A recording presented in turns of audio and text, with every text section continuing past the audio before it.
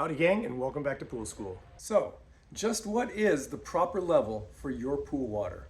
Well, in today's episode, I'm going to answer that question for you. So what do you say we dive right in?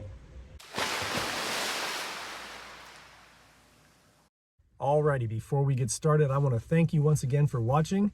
Also remind you to like this video if you do, subscribe to my channel if you have not done so already, and please share my channel with everyone you know who owns a pool. Also, don't forget to check out my membership website, poolschooler.com. It should come across the screen right here, poolschooler.com, for more exclusive member content that will help you save even more money servicing your pool yourself. So, what is the proper or ideal level for your pool water? Well, let's go back to one of my pools and I'll show you. Alrighty, so I'm at one of my clients' pools and this is a good example of an ideal water level.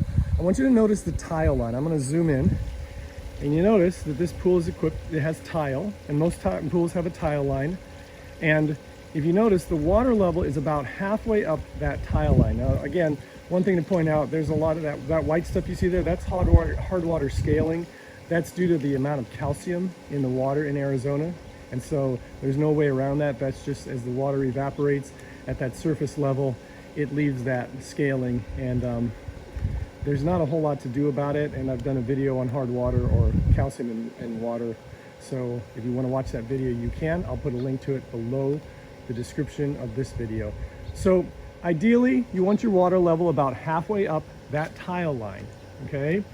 And another option to see the water level is your skimmer. So that is your skimmer opening, and ideally you want that water to cover about half of that opening, going halfway up that opening, and that's the ideal level for your pool water, okay? And you can give or take an inch here or there, but that's typically the ideal level for your pool water, and it's really just that simple.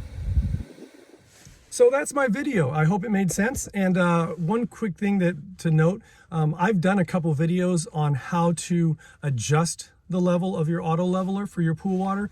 I'm going to put links to those in the description below this video. There's a couple different types of auto levelers, and so you can find the one that pertains to you and watch the video if you want to know how to adjust the level of your auto leveler. All right, so anyway, that is my video and I hope it made sense. If you have any questions or comments, you can put them in the comment section below this video, or you can email me directly, and my email address is going to come across the bottom of the screen right here. As always, it's kennypoolschool@gmail.com. Once again, kennypoolschool@gmail.com. I want to thank you again for watching. Remind you to like, subscribe, and share. Don't forget to check out my membership website, poolschooler.com. And until we meet again, remember, have fun, be safe, and always, always watch those kids and elderly folk and pets around water. And I'll see you next time. Bye-bye.